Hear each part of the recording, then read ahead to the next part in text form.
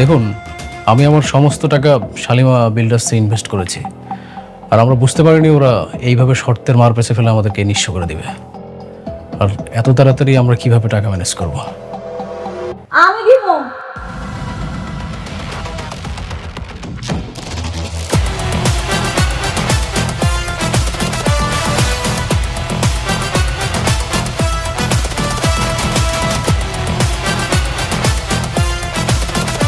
হ্যাঁ, একদম ঠিক শুনছেন, আমিই দিব আপনাকে টাকাটা।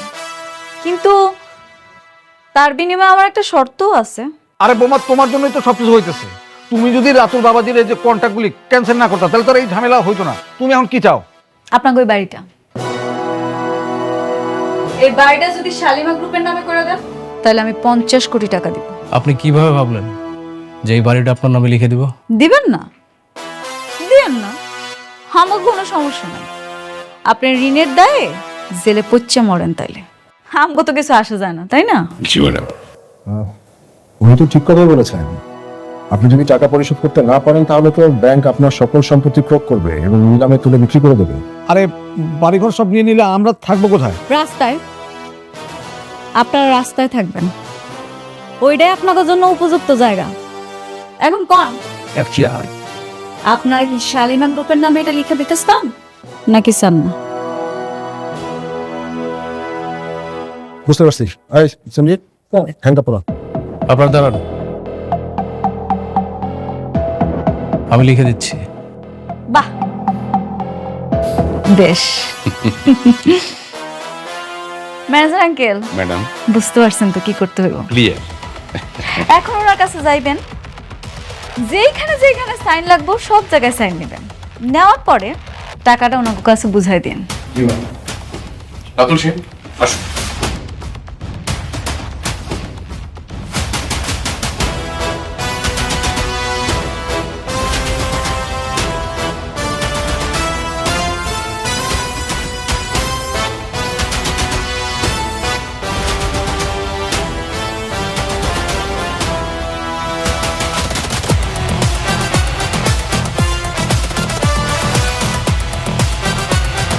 জি ম্যাডাম, সব কমপ্লিট।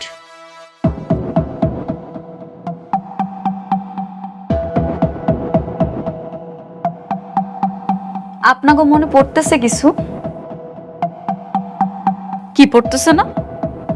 ঠিক আছে, আমি মনে করাই দিতেছি। ঠিক এমন কইরা আমার অনেকের কাছ থেকে সব কিছু হাতায় নিছিলি, আজকের এই দিনটা আবার ফেরত দিলাম। যেমন করে অনেকের কাছ থেকে সব কিছু হাতায় নিছিলি, ঠিক এমন কইরা তোর কাছ থেকে আমি সব কিছু হাতায় নিছি। আর কি জানি কইছিলি তুই? আপনারা আমার কিচ্ছু করতে পারবেন না। দেখছস, মাত্র 15 দিন, ঠিক 15 দিনের মাথায় আমি মেঘলা তোর কাছ থেকে সব কাইরা নিছি, তোর রাস্তার ফকির বানাই দিছি। কেমন লাগতেছে এখন? ভাল লাগতেছে তো? কাজটা কিন্তু আপনি মোটেও ঠিক করলেন না ভাবি।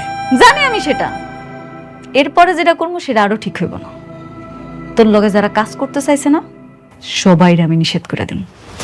সবাইরে কম, যাতে তোরে ঘাড় ধাক্কা দিয়া বাইক। ম্যানেজার আঙ্কেল,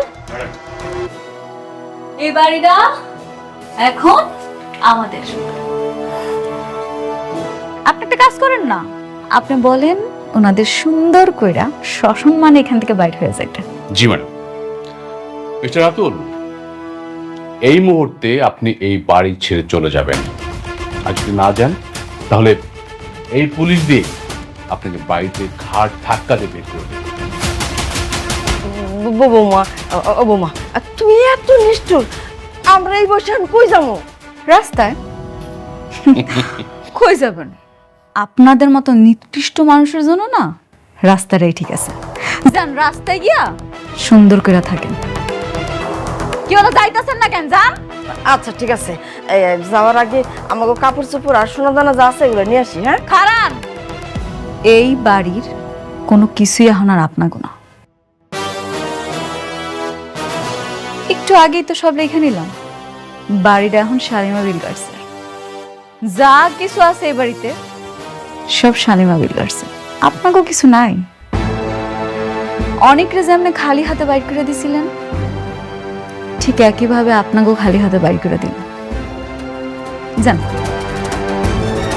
চলে যান। বা আমি বলতেছিলাম কি বোমা, মানে এক কাজ করি আমরা, মানে আমি তোমার চাচি তোমার চাচু মানে এখানে থাকি, আর রাতুল তো একটা বেইমান একদম ঘাট ধরে বাইর করে দিই, কি কও? হ্যাঁ, কথা আছে না, সোজা আঙ্গুলে ঘি না উঠলে আঙ্গুলটা বাঁকাইতে হয়। আপনি তো দেখতেই পারতেছেন সব ব্যবস্থা করেই রাখছি। এখন আপনারাই বুঝলেন আপনারা কি করবেন। কি আপনারা কি খাড়ায় থাকবেন নাকি বাইরে হবেন? আচ্ছা, যাইতেছি।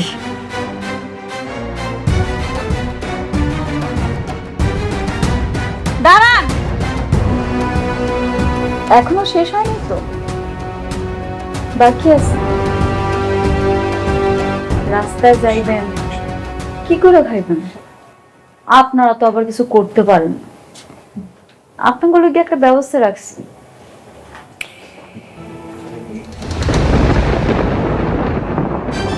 নেন, এই যে ভিক্ষার থালটা দিলাম, সুন্দর করে ভিক্ষা করে রাখেন। নাই কি হইলো? যান, নাহলে আবার দেরি হয়ে যায়। কি আপনারা মনে হয় চাইতেছেন আমি ভিক্ষা দেওয়া শুরু করে দিই নাকি? চাইতেছেন না? তাহলে খারাপ হয়েছেন কেন? যান, যান কইতাছি, যান।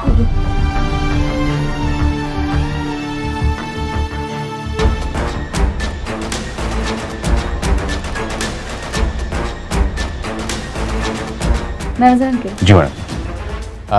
ম্যানেজার সাহেব, আপনার ব্যাংকে যান, আমি চেক পাঠিয়ে দিচ্ছি কিছুক্ষণের মধ্যে। Thank you so much. জি জি, আসুন প্লিজ।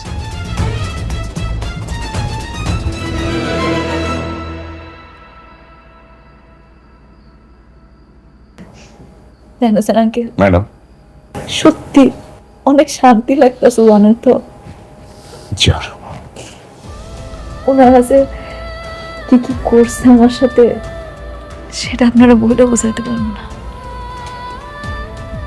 শুধুমাত্র আপনার জন্য সব সম্ভব হয়েছে। না ম্যাডাম, আপনি চেষ্টা না করলে কিছুই হতো না। সত্যি আমার বাবা বাচ্চা নাই তো কি হয়েছে, আমার বাবার জায়গাটা আপনি আছেন।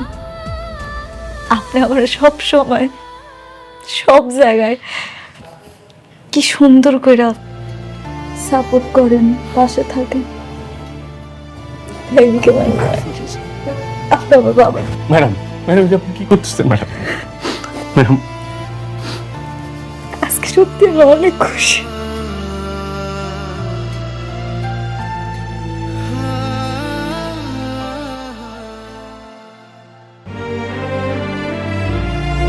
অনেক আমাকে মাফ করে দাও।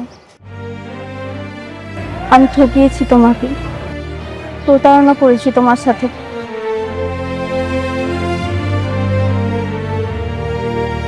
এখন আর বলে কি লাভ? যা হওয়ার তা তো হয়ে গেছে। লাভ আছে, তুমি চাইলে আমাকে ছেড়ে চলে যেতে পারো, আমি তোমাকে আটকাবো না। কিন্তু কিন্তু কি? কিন্তু আমি তোমাকে ছাড়া বাঁচবো না। আমি তোমাকে ঠিক কতটা ভালোবাসি হয়তো কখনোই তোমাকে বোঝাতে পারবো না। শুধু এইটুকুই বল, তুমি ছাড়া আমি শূন্য, আমি অস্তিত্বহীন।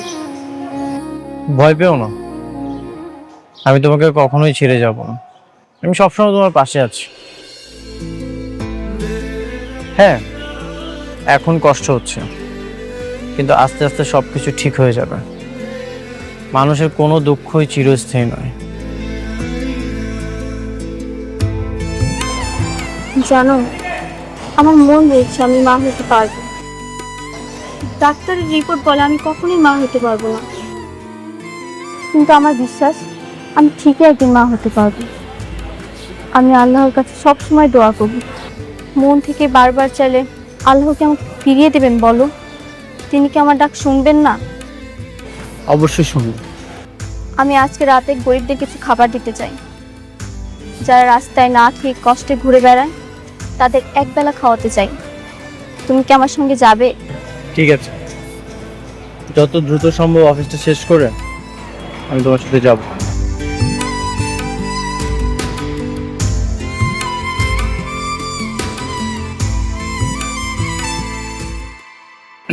আসবো?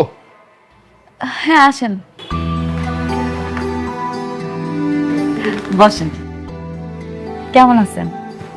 ভালো। আমি আপনাকে বলেছিলাম না মনিকা আপনার সঙ্গে দেখা করবে না?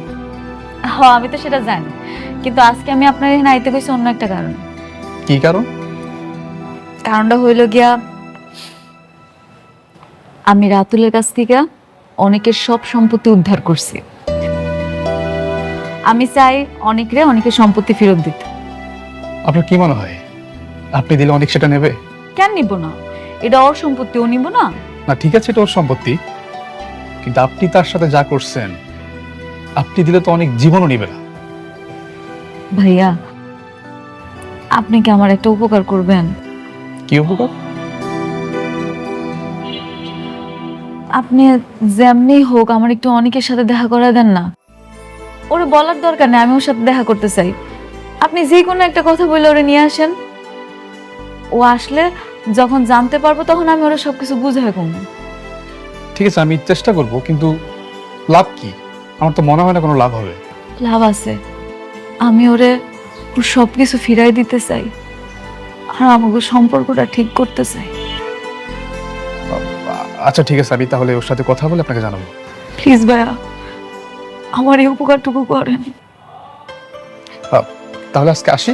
না না না, আপনি আসছেন কিছু খাওয়া যাবেন না? আপনি বসেন, আমি নাস্তা আনাইতেছি। না না, আজকে থাক, অন্য আরেকদিন। হ্যাঁ আসি। আচ্ছা আবার আইসেন। ধন্যবাদ ভাইয়া।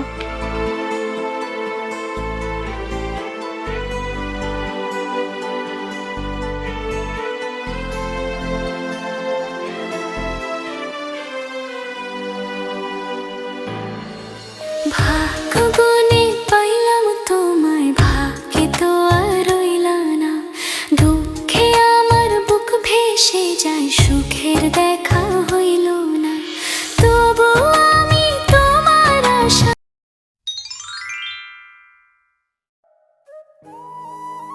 এই কেক আছে, কেক নিয়ে যাও, নিয়ে যাও, আমার বউয়ের হাতের হোমমেড কেক। আরো আছে বাটার স্কচ, চকলেট কেক, নিয়ে যাও, নিয়ে যাও। হোমমেড কেক অনেক মজা, নিয়ে যাও, নিয়ে যাও, এক পিস মাত্র 100 টাকা। এই মিনা, দেখ কি সুন্দর বাড়িতে তৈরি কেক বিক্রি করতে নিয়ে এসেছে। আমার না হোমমেড কেক খেতে খুব ভালো লাগে রে, কিন্তু আমার কাছে এখন কোনো টাকা নেই। প্রতি পিস কেক তো 100 টাকা বিক্রি করছে কাকু। এই মিনা বলতো এখন কি করব? রে বান্টি, আমারও না কেকগুলি দেখে খুব খেতে ইচ্ছে করছে, কিন্তু আমার কাছেও তো কোনো টাকা নেই। কেকগুলি দেখতে কত লোভনীয়, খেতে অনেক মজা হবে নিশ্চয়ই। হ্যাঁ রে মিনা, আমার কাছে টাকা থাকলে আমি তোদেরকেও কেক কিনে দিতাম, কিন্তু আমার কাছে এখন তো কোনো টাকা নেই। কিন্তু কাকু তো কোনো বাকিতে কেক দিবে না। হ্যাঁ রে বান্টি, কাকু তো বাকিতে কেক দিবে না, এখন যে কি করি।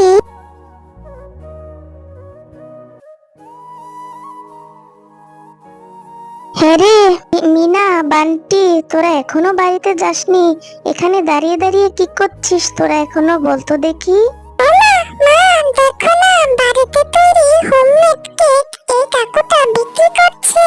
চকলেট কেক, মালাই কেক, আমার না এগুলি অনেক খেতে ইচ্ছে করছে, কিনে দাও না মা।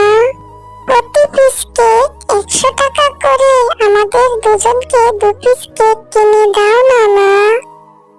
ও কেক খাবি? এই যে ভাই, আমার ছেলেকে 1 পিস কেক দিন তো। ও মা, মিনাকে 1 পিস কেক কিনে দাও না, ওদের তো খুব অভাব, কেক কিনে খাওয়ার মতো কোনো টাকা নেই ওর কাছে। মিনাকে একটা কেক কিনে দাও না মা। আচ্ছা ঠিক আছে বান্টি, তুই যখন এত করে বলছিস, এই যে ভাই, ওদের দুজনকে 2টো কেক দিয়ে দিন তো। কাকিমা, তোমাকে অনেক ধন্যবাদ। কেকটা দেখতে অনেক সুন্দর আর অনেক সুন্দর ঘ্রাণ আসছে। আমি আমার মায়ের সাথে কেকটা ভাগ করে খাবো। বাড়িতে নিয়ে যাই কাকিমা।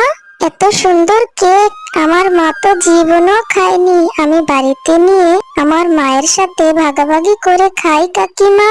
আচ্ছা ঠিক আছে মিনা, তুই বরং তোর কেকটা তোর বাড়িতেই নিয়ে যা। লা লা লা লা লা লা লা লা লা লা, আহা কি আনন্দ আকাশে বাতাসে। ভালো লাগছে। আমি বাড়িতে গিয়ে আমার মায়ের সাথে কেকটা ভাগাভাগি করে খাবো। আমার যে কি আনন্দ লাগছে। কেকটা থেকে কি সুন্দর ঘ্রাণ আসছে। আমার কেক, আমার কেকটা মাটিতে পড়ে নষ্ট হয়ে গেল। এই শিকড়ের বাচ্চা শিকড়ের সাথে হোঁচট খেয়ে আমার কেকটা মাটিতে পড়ে নষ্ট হয়ে গেল। আমার কেক, আমার কেক। কত কষ্ট করে বান্টি ওর মায়ের থেকে আমাকে কেকটা কিনে দিল।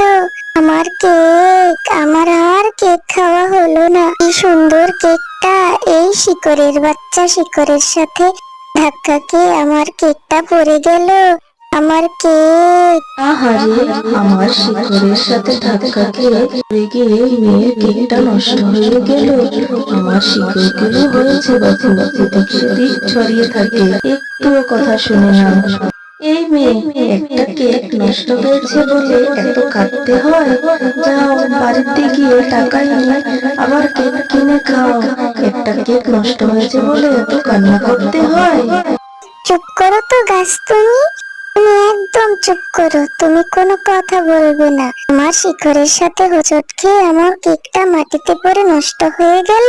আমার বন্ধু বান্টি ও ওর মার কাছ থেকে কত কথা বলে আমাকে কেকটা কিনে দিল, আর তুমি কিনা বলছো আবার কেক কিনে খেতে? আমাদের কোথায় এত টাকা?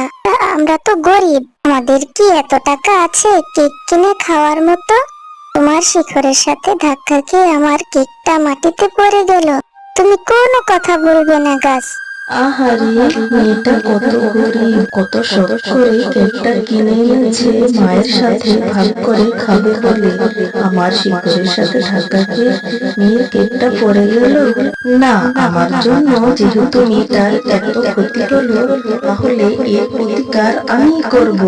আর অনেক দিন হয়েছে আমি কোনো গরিব অসহায়দের সাহায্য করি না। এবার যেহেতু সুযোগ এলো, তাহলে আমি এই মেয়েটাকে সাহায্য করব। এই মেয়ে, তুমি আর কেঁদো না গো। আমার গাছের মধ্যে যে ফুলটা দেখছো, তুমি এই ফুলটা নিয়ে তোমার বাড়ির চালের মধ্যে রোপণ করবে। দেখবে অনেক কেকের গাছ হবে। আর যেই কেকের গাছ হবে, সেই কেকের গাছে থেকে তুমি অনেক কেক খেতে পারবে। ঠিক আছে, তুমি যেহেতু এত করে বলছো, তাহলে এই ফুলটা নিয়ে আমি আমার ঘরের চালে রোপণ করে দিব।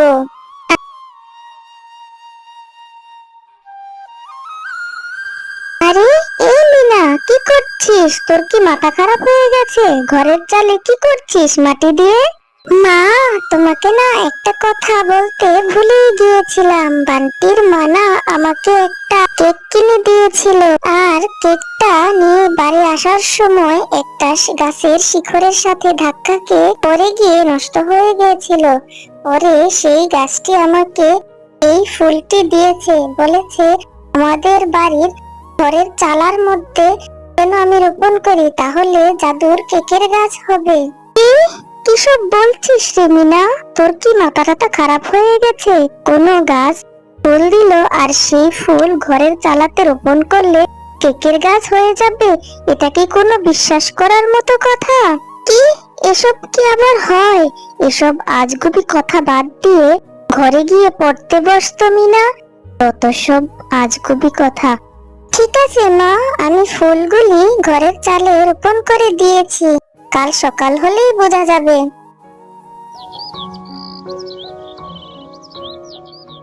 ও মা, মা দেখে যাও, কি আজব কাণ্ড। কালকে যেই ফুলগুলি রোপণ করেছি, সেই ফুল থেকে দেখো কি সুন্দর কেকের গাছ হয়েছে। কি মজা! আমি এখন কেক খেতে পারবো, যত ইচ্ছে তত। আমি এখন কেক খেতে পারবো। খবরদার মিনা, তুই এই গাছ থেকে একটা কেকও খাবি না। কোন গাছ কি ফুল দিল আর সেই ফুল থেকে কেকের গাছ হয়ে গেল? আমার কিরকম যেন সন্দেহ মনে হচ্ছে। কোনো রহস্য নেই এর মধ্যে? তুই যে গাছ থেকে এই ফুল এনেছিস, আমাকে সেই গাছের কাছে নিয়ে চল তো মিনা। আমি গিয়ে সেই গাছকে জিজ্ঞাসা করি যে কি জন্য এই কেকের গাছ দিল আমাদেরকে।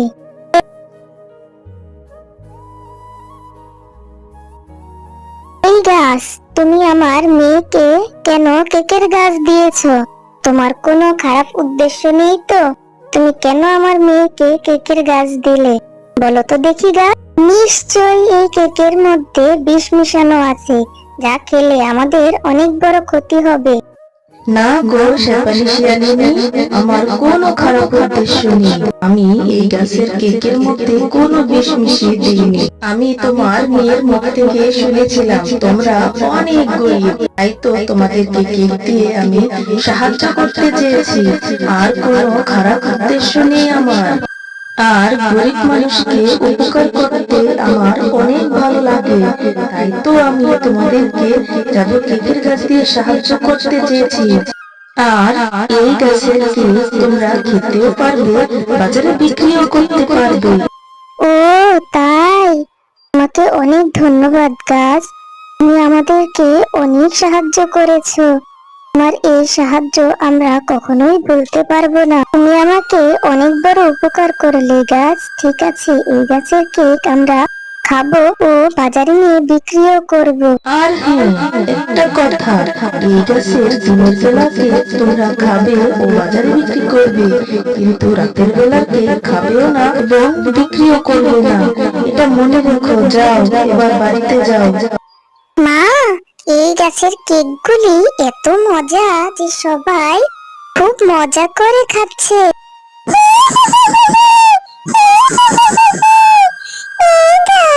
আমি জানতাম এই গাছ কাউকে না কাউকে কিছু না কিছু দিয়ে সাহায্য করবে। একদিন আমি এই গাছের ফুল নষ্ট করাতে এই গাছ আমাকে অনেক অপমান করেছিল। আমি সেদিন প্রতিজ্ঞা করেছি এই গাছ যাকে সাহায্য করবে আর আমি সেই সাহায্য করার জিনিস নষ্ট করে দেব। এই গাছ এবার সেপার মেয়েকে কেকের গাছ দিয়ে সাহায্য করেছে। আমি এবার কেকের গাছ নষ্ট করে দেব। এই তো ঘরের চালে কেকের গাছ, এবার আমি সবগুলি কেক খেয়ে নষ্ট করে দেব। ওরে বাবারে, ওরে মারে, আমার দেখি কারেন্টের শক লেগেছে। কে কোথায় আছো? আমাকে বাঁচাও! বাঁচাও, আমাকে বাঁচাও, বাঁচাও! শান্তিপুরে এক গ্রামে শেফা শিয়ালিনী তার মেয়ে মিনাকে নিয়ে বাস করত। মিনা, আমি কাজে যাচ্ছি রে মা, তুই বাড়িতেই থাকিস। এদিক ওদিক কোথাও যাস না কেমন? আমি তাড়াতাড়ি ফিরে আসব। মা, তোমাকে একটা কথা বলি, আমার না খুব আখ খেতে ইচ্ছে করেছে। তুমি কাজ শেষে বাড়িতে ফেরার পথে আমার জন্য একটা আখ নিয়ে এসো মা। জানো মা, বাজারে নতুন নতুন আখ উঠেছে। আখগুলি না খেতে ভীষণ মিষ্টি, খুব মজা। আচ্ছা ঠিক আছে, আমি কাজ থেকে ফেরার সময় তোর জন্য একটা আখ নিয়ে আসবো রে মা। আমি এখন কাজে যাই রে মা, আসার সময় তোর জন্য একটা বড় আখ নিয়ে আসবো, কেমন?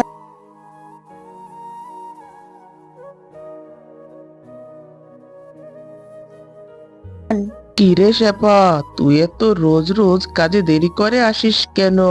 যা, আজকে থেকে তোর কাজে আসতে হবে না, আমি নতুন থেকে কাজের লোক রেখে দিব। এটা আপনি কি বলছেন ম্যাডাম? আমি তো প্রতিদিন সঠিক সময় কাজে চলে আসি।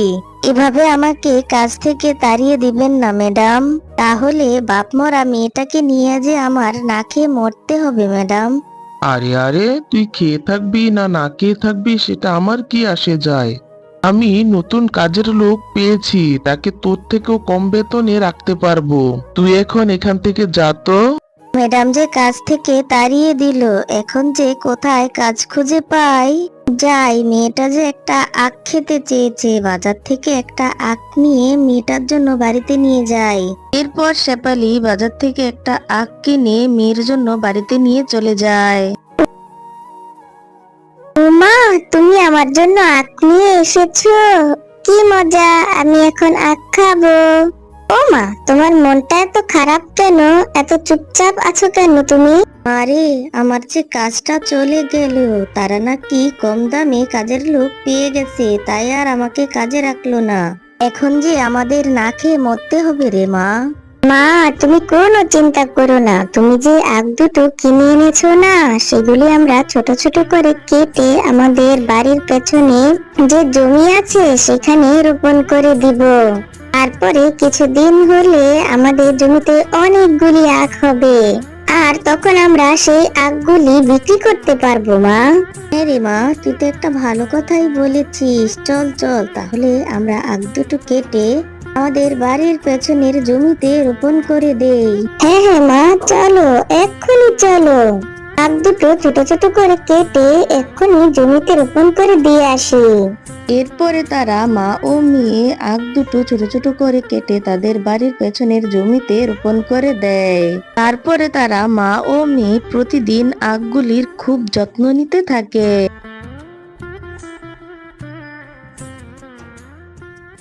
ওমা, দেখো বাহিরে কি সুন্দর বৃষ্টি হচ্ছে।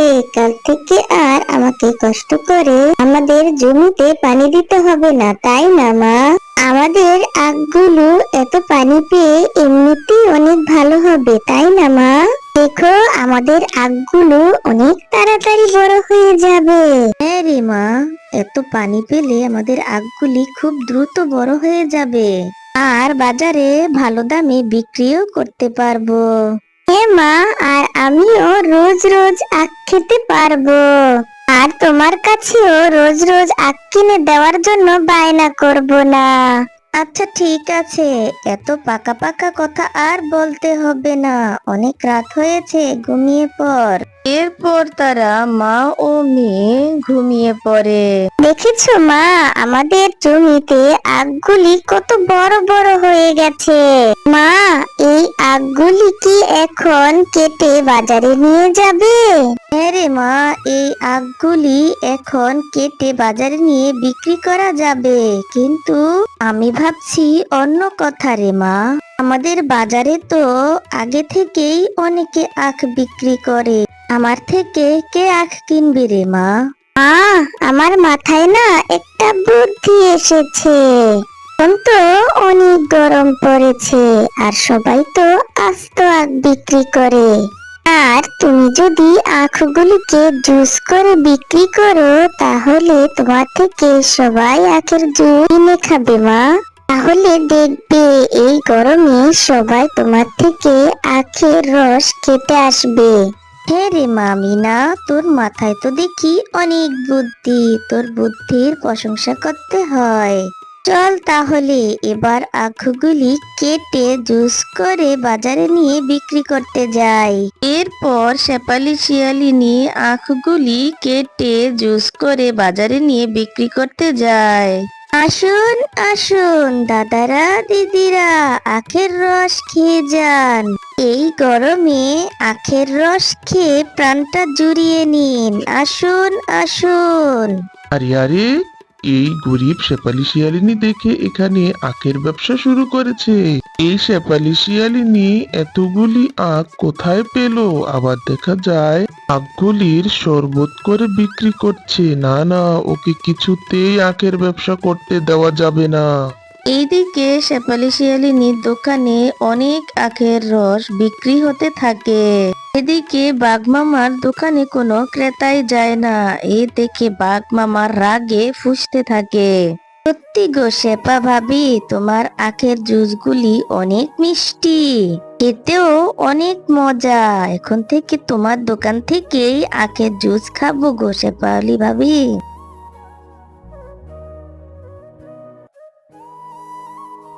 হ্যাঁ গো, তোমার কি হয়েছে গো?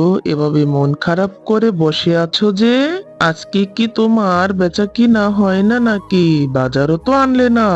না গো গিন্নি, তোমাকে যে কি বলবো, ইদানিং তো আমার কোনো বেচা কিনাই হচ্ছে না।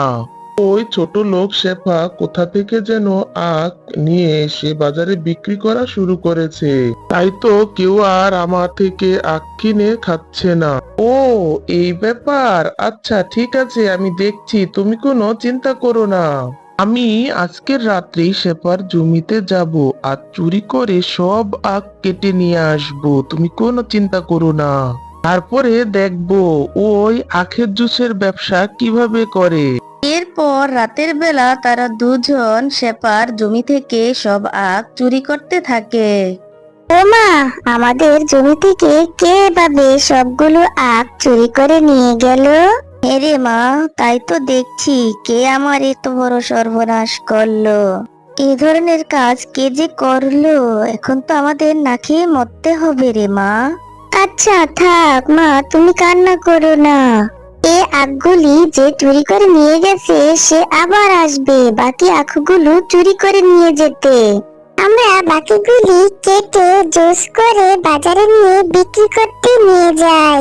আখের টুকরোগুলো ফেলে না দিয়ে রান্নাঘরে রেখে দেই, জ্বালানি হিসাবে ব্যবহার করা যাবে।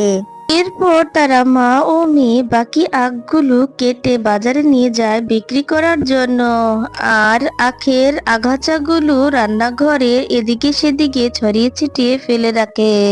পরদিন শেফা রান্নাঘরে যেতেই দেখে রান্নাঘরে অনেক বড় বড় আখ হয়ে আছে। হ্যাঁ মিনা, কোথায় গেলি? দেখে যাক কি হয়েছে। হে মা, আমাদের রান্নাঘরে এত বড় বড় সুন্দর আখ কোথা থেকে এলো? কালকে যে আগাছাগুলি ফেলে দিয়েছিলাম সেই আগাছা থেকেই এত সুন্দর আখ হলো মা। হ্যাঁ রে মা, তাই তো দেখছি, নিশ্চয়ই আল্লাহ আমাদের উপর রহম করেছে। ভালোই হয়েছে মা, এখন থেকে তুমি রান্নাঘরে রান্নাও করতে পারবে, আবার আখগুলি পাহারাও দিতে পারবে। চোর আসলেও আর চুরি করতে পারবে না।